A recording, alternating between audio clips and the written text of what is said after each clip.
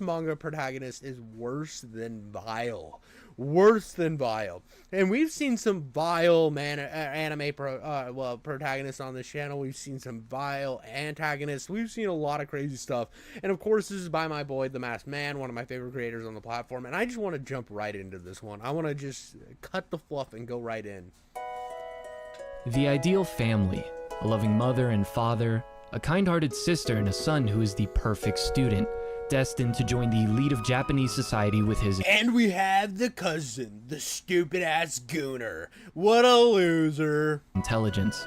That was, until he violently killed both of his parents in front of his sister, shocking the world and setting the boy down a path he will never return from. Bro, he's like that Halo killer, bro. There was a guy who literally killed his parents over Halo. His dad took his copy of like Halo 3, so he Mikowski'd them like an absolute goon bag. A bad omen that is best avoided at all costs because of the ruin he brings to everything he touches.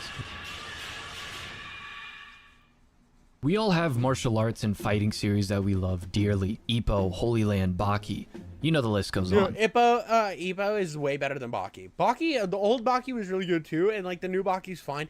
They're all pretty good, but they're just kind of like brainless, right? But like Ippo, it like brings the love of the fight to such a new level, like such a new level. It's so like it's one of those things like Awishi like made me have like a true understanding and love of soccer. Like Blue Lock kind of like got me to dip my toe in, and then Blue Lock season 2 was like watching AIDS being spread across toast. But then I watched Awishi, which is just the best soccer anime. I'm sorry, well at least the ones that I've seen 2, but out of the 2, Awishi's so much better, and it's like perfect in a lot of ways.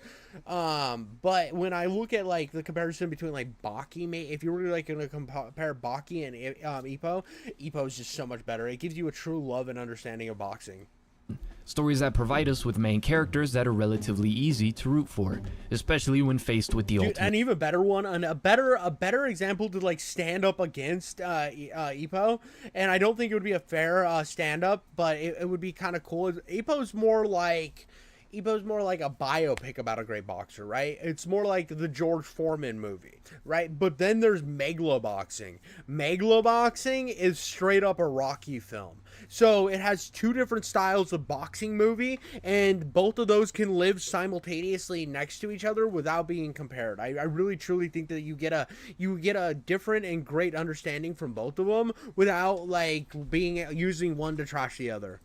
Challenge. The David versus Goliath moments in those stories play on our desire to root for the underdog, coupled with personalities easy to admire or resonate with, and you get a formula for stories capable of motivating and inspiring with the fighting spirit. But what if we were to flip the David versus Goliath script, still keeping the underdog aspect but completely reversing the morality of the two roles, making Goliath a proud warrior and a role model, and David we make the most detestable human to ever exist on the face of the planet. So it's basically Bakaguri. It's basically that crap-ass show Bakaguri, where the character that's like the side character is super cool and awesome and really relatable, and the main character is just like a gooning loser who should definitely have his hard drive checked. Is what we get for a portion of a manga called Shamo, martial arts manga that, due to its dark premise and even darker main character, Ryo Narushima, is like a stain that stands out amongst anything else in its genre. Written by Izo Hashimoto and drawn by Aiko Tanaka, the manga has 2 parts, but altogether is 334 chapters, providing a series that is a bit of a headache given that it feels like 2 people were working on this and they couldn't come to an agreement, sometimes striking gold and other times dropping the ball for seemingly no reason. But it also provides an uncomfortably interesting main character that explores someone who is searching for themselves in places you shouldn't be looking, and who can easily be seen as the most vile protagonist in— I do love when they make the protagonist the villain. I really do. I think it's just such a like Taxi Driver is a great example. Obviously, the the Joaquin Phoenix Joker movie, even though it's a bad Joker movie, it's still a good antagonist. Is the protagonist film. I'm trying to think. There was other ones. King of Comedy. Oh God, there's more. There's way more. There's way more than that. But I do love where you have just a like an absolutely disgusting human being as the main character, and for some reason you keep rooting for him. That, I mean, that's the basis behind Danny McBride's comedy. Is he wanted to make absolutely deplorable people that you rooted for, and it make it funny at the same time. All of manga. You ever wish you could just make your own anime character and then actually talk to them? I don't know if any of you do. That was the saddest thing I've ever heard. I know this is going into a fucking ad, but if you are a person that doesn't have enough friends that you want to make your own anime character and have conversations with them, bro, do a little better. Now, if you really want one, I'm sure you can go to Matsman's channel and get his little link or whatever and do that. But, like, go outside, make some friends, dog. Come on, like, watch anime, but also, like, go golfing, find somebody who needs somebody else in their party, like, join up, make some casual conversation, talk about anything other than anime, though. Come on, dude. The story begins with Rio going to prison for what is revealed to be parricide. Although he only spends 2 years in prison for this insane crime, those 2 years would prove pivotal in the development of a demon in the body of a man. Just 2 chapters into the manga, he is sexually abused and driven into a corner. Oh, damn, bro. Dude, he was the prison pass-around boy. That is wildly unfortunate. Behavior that clearly marks him, as we see once he's out of this hellhole. He also suffers through multiple attempted murders, beatings, severe bullying, and pretty much torture via isolation in the dark, but is able to survive, because while in prison, he learns martial arts from Kurokawa, a man that attempted to murder the Prime Minister of Japan. Dear God, what's with people trying to kill the Prime Minister all the time, dude?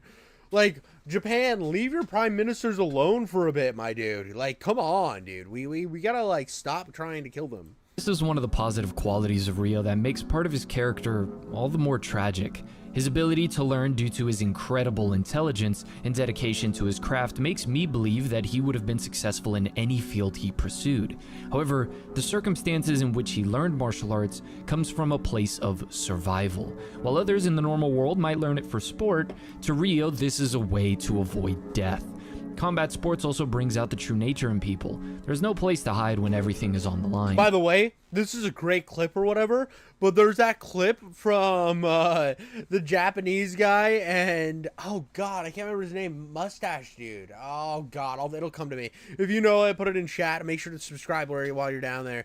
Oh, he's my favorite UFC fighter, but they were just beating the living crap out of each other, dude. They were just like walloping each other's face. Don Fry and that other guy, dude, and they were just beating the living shit out of each other's faces. It's the greatest clip from fighting history. On top of showing the flaws with reformation centers, in this very early part of the story, one might have some sympathy for Rio, since one might be expecting a justification, possibly a plea of self-defense when it comes to the murder of his parents, the revelation that they were extremely abusive. All right, I got it right here, bro. I got it right here. Oh, full fry fight. We're not gonna watch the full fight. There's DIY. We're not gonna watch the full fight, but it was it was Don Fry versus Joisho Takamari, dude, and this shit was wild. Let's get to where they start beating the shit. Oh yeah, right here. It starts out right away, dude. They just like come out nuts and butts, and dude's wearing American flag shorts like a badass, like super, like I don't know, dude. You wearing American flag shit? You got my vote. I'm on your side, my dude. All the bombs that we expect in Pride Fighting Championship demolition, and there's that right hand. They're duking it out now. Oh, dude. Oh, shit, dude. Dude, just mashing, bro. He's just fucking mashing his fucking head in, dude. Look at him just go. These are champions. These are fucking champions, dude. Holy shit, dude. Dude, yo, he's just trying to hit him with those knees, and Don's like, nah, fucking, I'm bringing the heat, bro. Bro, they're already gassed. They're already fucking gassed.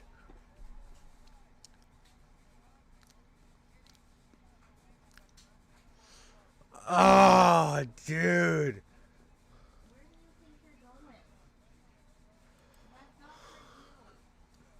Oh, dude, they're back at it, bro. They're fucking. Oh, Don Fry just lost his fucking his mouth guard, bro. Holy shit, dude! Oh, dude, greatest fucking thing in all of history, bro. All of history, dude. They just fucking no chill, bro. No chill. That is the best clip of fighting history. I'm sorry, bro. I'm sorry. I don't care what anybody says, dude. That shit fucking slaps so hard. Oh my god, I'm so hyped right now. I know I did a lot of yelling there, but dear god, was that fucking sick. And were about to kill Rio for real. A big, unfortunate, nuanced misunderstanding that brought him to jail. A character that is turned into a monster instead of a person being born as one. Right? No, not really. The series doesn't show anything when it comes to this, outside of bits and pieces, only hinting that Rio did feel trapped by overbearing and overprotective parents, but more so as an indication of his dark, perverse mind existing since he was young. Not a bad household. So self-defense is not at all what happened. He is described often as someone who has never known love and is truly alone, even though his sister was there before he killed their parents, whatever. Even if you wanted to say the parents drove him to insanity, which is how Rio feels, he could have just ran away. Because if you were desperate enough to kill 2 people, you were surely desperate enough to run away. I think this early part of the story shows how prisons aren't really adequate for reforming a disturbed youth, and in this case only aggravated an individual who by all signs is shown to be sick to the core. So one can only feel somewhat sympathetic in retrospect when it comes to what he dealt with in prison, but all of his actions as soon as he leaves jail make him detestable to a degree that words fail to capture. Sadly, after my Griffith video, I am very familiar with individuals who perform the most absurd level of— By the way, I made a video where I made a video where I saw somebody had made like a comparison between Griffith and iDubbbz, right? And I thought it was an interesting dynamic, so I decided to go in it. Why, like, people were saying that it was like, iDubbbz sucks and Griffith is based. I'm like, what? He's a rapist, bro. What the fuck are we talking about here, my dude? My bro. Let's be honest real quick. Let's be honest really quick and just acknowledge the fact that iDubbbz sucks really bad, but he's not a rapist. So why are there so many people that think Griffith is the coolest fucking guy on the planet? Like, I want Griffith like to be buried under the entire earth. I want to see Guts obliterate his ass so bad because he sucks so bad. I want him just done. He's outskied. He's cooked. I want Guts to like chop him into little fucking pieces, because Casca did not deserve that. It was just such a heartbreaking moment, and I don't know how anybody could see that and be like, huh, Griffith? Based. Of mental gymnastics to justify characters like this, as if justifying them morally makes them better characters. It's okay if they're evil with certain human aspects one can see are present. Trying to interpret Rio purely as a victim doesn't work. In fact, he will spend the rest of the series going into absurd lengths never to be victimized. He isn't helped at all by most people that surround him who only wish to gain things through Rio's ability, caring little to steer him into a good path, but the series falls apart if you try to absolve him. Shamo, as it pertains to Rio, works when you don't just see it as black and white. Every 5 chapters for the first half of this manga, I felt like JR talking about Triple H, since by the time he leaves jail, he has murder on his hands already, but it's once he returns to normal civilization that it becomes clear that multiple life sentences were needed. Because if— By the way, Mass Man just kind of brought up a wrestling thing, and I'm like the worst when it comes to like wrestling stuff. I don't know shit about it. I've watched like a bunch of TikToks and stuff about it, and like I've gone down the rabbit hole of like Mick Foley and stuff like that, but I never really watched wrestling, so I'm like in dire need of a Mass Man wrestling channel. I need it so bad, dude. I need these breakdowns on why these character arcs are so interesting and the beauty behind them. I need that shit in my life. So Mass Man, I know you're talking about setting up a second channel. Get that shit done, dude. I will be one of your most vehement supporters. Telling your parents to preserve your personality leads to this? Oh boy. While Rio is a character that taps into a very human desire to survive, the power he gains through martial arts only feeds his darker desires, his need for power, his insatiable lust. Committing countless acts of assault relentlessly instigates violence, and even goes as far to sexually assault innocent women. Despite that happening to him, and witnessing it happen to another woman— Yep, he should die. He deserves to die. Well, I mean, I'm sorry, dude. These guys suck. that cared for him. Look, I'm all for evil being portrayed as evil. It's a fine line between being explicit to prove a point in its ugliest form, and then just being edgy, which Shamo jumps between both of those things. But surely you could have come up with a better name for a chapter. The most sickening cases... Jesus Christ. No chill, bro. No chill, dog. What the fuck? What the fuck, dude? I'm sorry I'm laughing. It's just like, it caught me off guard. This is like, I did a video where I talked about that, like, the dog manga. I can't say it because it definitely has the N-word in the name. But that shit was like, come on, dude. You know what you're doing. Okay, how do I paint the picture of what this is? Okay, y'all remember when Kurt Angle was obsessed with Booker T's wife? This is literally that. Nope, I do not know that reference. But if Vince McMahon wasn't held back by TV restrictions, Ryo gets into a fight versus Naoto, the star fighter in the country, by tracking down his lover, forcing himself on her, and calling the guy to get inside his head, and so that Naoto would finally accept the fight. It is clear that he is repeating the abuse that was done to him while in prison, and this is a character we are meant to hate. Later on in the series, it is revealed that he got her pregnant, and she had to abort the child. Quote, "You took your parents' lives with your own hands. Cold-hearted beast. You also killed your first son." This is all within 66 chapters of a 330 chapter series.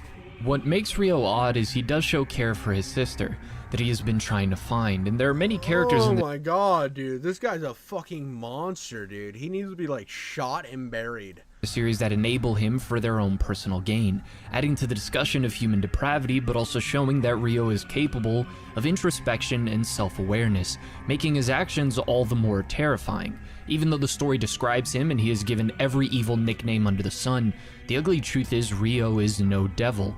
He's a human being, and this is what humans can be capable of. It's uncomfortable to imagine that the most evil humans we can think of can be capable of love and guilt, since that makes it harder to box them in and pass judgment. Flipping the script by putting this type of character in the role of protagonist for us to observe closely, and having each of his opponents be the type of heroes we would cheer for. Even before the Naoto fight, Ryo has a history of using dirty, underhanded tactics, and all types of cheating in order to win. A spit in the face to what martial arts represents, using the desire to survive and the original purpose of martial arts in a more primitive era to satiate his unrelenting bloodlust and keep his soul from being killed, even though he doesn't realize the poison that is slowly killing him because of the path that he has chosen. Coupled with the desire to never be weak again. Dude, I'm fucking jaw dropped right now. This is like insanely like depraved on another level. This guy is like absolutely at the same point as Ichi the Killer, dude. This is at the same level as Ichi, dude. This is, or maybe even worse. I don't know. I mean, Ichi definitely killed more people, so he's probably the worst example. I would say I definitely will have to die on that hill. He definitely is worse. But this guy is depraved in a lot of ways, and I think he can stand. He's standing close. He's on the summit, like staring at Ichi. They're like within eye contact. The only way to survive in the world is to be strong. His actions are proven valid in his sick mind, and he can rise above any sort of standard in society as long as he wins. Immersing you into the story by making you feel hatred for a character you can't take your eyes away from. Every person he interacts with suffers because of himself. Whether it's ending the career of an honest fighter who is providing for his family, putting a man in a coma, or failing to grow from any of the experiences he has, instead being a violent echo of the evil he experiences. On an island to train for a fight, he has a woman trapped, and when he isn't covering himself in blood and training in the dark, he is once again forcing himself on another individual. Most of the actions that condemn Ryo are in the first 100 or so chapters of the series. The rest is him unwilling to repent, viewing himself as irredeemable, and watching those around him fall apart as he himself kind of starts the same process over and over again. It would be incorrect to say that he is a mindless character. If anything, his self-awareness is well on display, and even seems sad by putting Naoto in a coma and running away. Yeah, he forced himself on the guy's girl, took steroids for their fight, and then in the rematch, put him in a coma.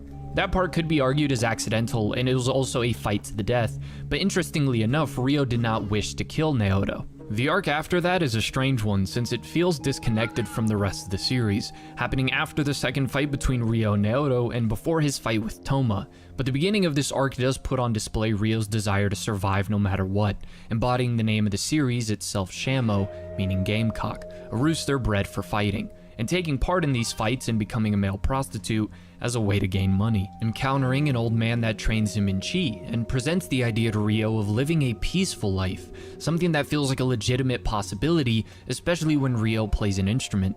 And you wonder if after his mistakes and falling from the top of the fighting world, if there will be an attempt to leave the dark. Fuck no, dude.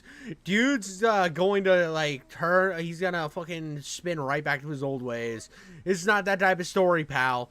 It's not that movie, dog. It's Harrison Ford's here to tell you it's not that type of flick. And be a better man. Unfortunately, that chance is taken from him, and then it feels like that arc didn't exist afterwards, other than the ghost of this guy appearing. From that point onwards, the series fails to capitalize long-term on some super important ideas it presents outside of Ryo's darkness, only creating moments where you realize what kind of a pathetic existence he lives in, even though he mostly has himself to blame for that. The story feels like a disjointed mess when it comes to its plot and pacing, which ultimately affects the clarity of the messages. Really amazing 10 out of 10 stretches, and then interesting ideas that are poorly executed or don't have lasting impact, making a healthy chunk I spent reading this feel pointless. On one hand, I thought it was remarkable. This really sucks too, because I've had shows where I've done this, where I was like really entrenched because of the first few seasons, and then it's just like I'm watching it because I'm like a holdout that it's going to eventually get better. It's eventually going to recapitalize on what it initially proposed to me, and I hate when I have that point where I just don't hit anymore. It just doesn't land. How the series does so well with its three major fights, being Ryo vs Naoto 1 and 2, and Ryo vs Toma, that I had to catch myself rooting for the underdog once I immediately remembered who this individual was, asking the question of who is right, and then if a character like this can be saved, and what kind of atonement can exist for such an individual, who actively rejects any opportunity to repent, since he has already given up on himself. The answer to that question that this manga ultimately provides, and rightfully so in this case, is fuck no. Ryo is a rage-filled animal who lashes out on everything he can get his hands on, as if he despises his very existence and knows no other way to live but further isolates himself in his sins. His sister resurfaces as an important part of his character after the first Naoto fight, seeming to be the only person he cares for and did things for until the final arc. Not saying this to justify anything. Fuck this guy. But it is worth mentioning there are legitimate moments where you wonder if there is any hope, and it gets you thinking about the fear that drives this character. Shamo presents a character with moments that are not meant to absolve him, but remind us that he is human. These are the stretches of the story that show Shamo at its strongest, flipping the script on its head and making us observe an individual worthy of the devil title, fighting against people we wish to see win. Thematically, the three fights Ryo vs Naoto 1 and 2 and Ryo vs Toma knock it out of the park. One who has to preserve his light to protect what he stands for, but just like Ryo wishes to rise above his struggles through fighting, and the other an angel, the beauty of fighting in the flesh, wishing to save Ryo, but ultimately falling short. The fights itself, the character exploration during these fights, mixed with the religious symbolism, and then you add the complete switch of the normal roles we see in a fighting series, man, this is some excellent shit. Toma is a very interesting character, but plot-wise, he feels forced, as if there was something missing from his character that would explain his desire to save Ryo. Regardless, I love that fight. Sadly, Ryo vs Naoto is set up for a trilogy that never happens, and Ryo vs Toma reaches a tragic conclusion, but it still felt like more was supposed to happen there as well, or at least I would have preferred Toma to build himself up again, or perhaps have a sequel fight with Ryo instead of the two. Well, I'm betting buddy gets like killed in an alleyway or something, and at that point it would kind of make sense because it just like some people are past saving. You never get that. Yeah, it's never giving you the payout you want, and it's just giving you the sad ending. But we'll see. Characters we got fighting Ryo in the end. Once again, giving very powerful and confrontational moments about what a hateful heart can create at his absolute worst, and the torment that comes with it, forcing us, as the audience, to see that Ryo is capable of feelings, despite our wish to box him in as purely evil, but then failing to take this emotional spine of the series as it pertains to the two most important characters outside of Ryo to its natural conclusion. We'll wrap things up with characters like his sensei Kurokawa, and bring back other characters from the past, some of which you might have even forgotten. But it's odd the same isn't done, especially with Naoto, and you could argue Tomo wasn't needed after their fight, so I'm not as hung up on that one. Had Naoto died when Ryo visited him in the hospital bed, then we're having a different conversation, but Naoto is seen rehabbing and pushing for the long-awaited third fight. Then I was given a very important piece of context as it pertained to the Dude, I do think it's funny. I'm watching this and I'm like thinking about like I'm thinking just about like the folly of man and stuff, and I think that's pretty powerful. I think this is powerful in the ability to do exactly what like Taxi Driver did. Because I'm sorry, there's really no redeeming qualities of the Taxi Driver guy. Same thing with like King of Comedy. You watch King of Comedy, he is the bad guy. He never becomes the good guy. He's just a vicious human being. Same with the Joker, and I think that that's like super like an interesting dynamic to have you rooting for the villain even though he's so irredeemable. Of Shamo. Remember earlier in the video when I mentioned how this manga felt like two people couldn't agree what to do with the series? Given that it feels like two people were working on this and they couldn't come to an agreement. Well, it turns out that was actually the case. That explains so much, since I was getting concerned that I was reading the equivalent to oil and water at times and it was just a me thing. Turns out the artist sued the writer for 150 million yen. Holy shit, dude. Holy shit, dude. Bro was like, fuck you, bro. Oh, damn. In a copyright lawsuit back in 2007, stemming from creative disagreements over what to do with the series, and the artist took over after its hiatus. With all due respect, his art is fantastic. Top tier shit. But he terrible fucking writer. He seems like a terrible fucking writer. Should have just stuck with the art. As a series, I already felt it struggled with pacing and keeping the story focused. If I were to isolate the best of Shamo, I would wholeheartedly agree with those who vouch for it as a masterpiece. But I can't ignore all of the stuff in between, and the ending. I can see the idea that Shamo is going all in with subverting the typical things in a martial arts series, going as far as to deny the final battle between two rivals even. As a concept, that sounds beautifully tragic, but when you actually read the fucking manga, it isn't executed in a way that conveys said concept. But if not, it just reads as if the artist turned author completely forgot about it. The final arc is a mix of rushed in terms of the time we spend with Ryo reflecting on his life. Although we get some very good scenes, but it felt like more was supposed to happen. Unfinished plot. Bro, it's having its fucking Rocky 5 moment where it just, that's supposed to be the send-off, but it's not good at all. So we get the good send-off, Rocky Balboa, and even better send-off in the Creed movies. Lines, especially with Naoto, who's being set up to face Ryo again. And instead we get these two whack-ass characters, culminating in an ending that is fitting for Ryo and his sins, but sullied by a poorly executed plot. Ryo finds a girl who he connects with via her art, and helps her escape her father, a reminder of the type of parent that Ryo freed himself from. The father contracts these two to take care of Ryo and bring his daughter back home. Ryo in this part of the story has calmed down quite a bit, but his reputation precedes him, leading to a fight with these two, ultimately leaving Ryo crawling to his inevitable death. I'm a sucker when it comes to fairy tales being told within a story to symbolize what is happening in the actual story, but great symbolism in this case feels like duct tape on a cannonball-sized hole in a ship. Absolutely. So if you were gonna do this, dude, what they should have done is like have him change and be good, only to be killed by a nonsensical act of violence. That would have been beautiful. That would have like actually turned it on its head. Like, have him meet the girl and, like, give up on fighting, decide he doesn't want to fight that guy anymore, like, start to live a peaceful life, and then get shot in an alleyway.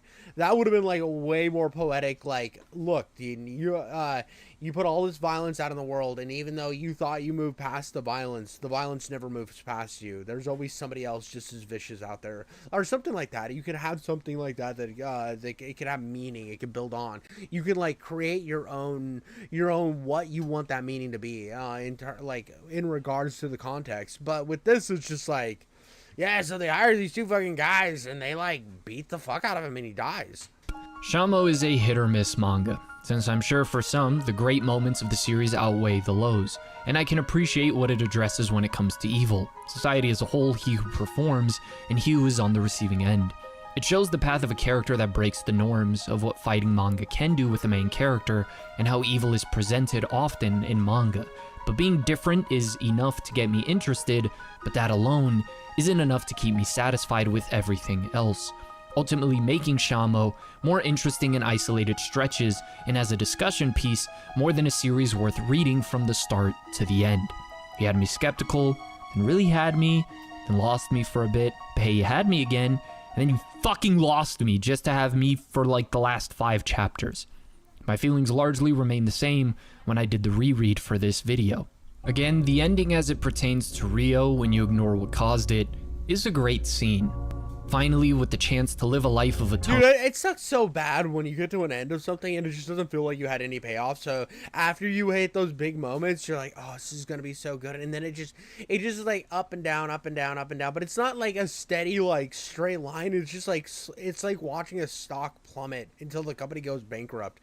You're just like, I don't want to sell my stocks. I don't want to sell my stocks. I don't want to sell my stocks. I'm broke. And that, it just sucks, dude. I don't know. I've seen so many things where it just squanders a great idea. And no longer be alone, to experience love and accept it for once. But that would not be a deserved ending for a man like that. He would need another 200 chapters worth of atonement to pull that ending off. He dies the way he lived, in the wilderness, alone. Well, and it would have been, they still could have done the death, dying in the wilderness alone. I just think they did it in a dog shit way. This is just stupid, bro. And they should have had a senseless act of violence kill him to, like, embody all of his senseless acts of violence. Refusing to be looked down on to the bitter end.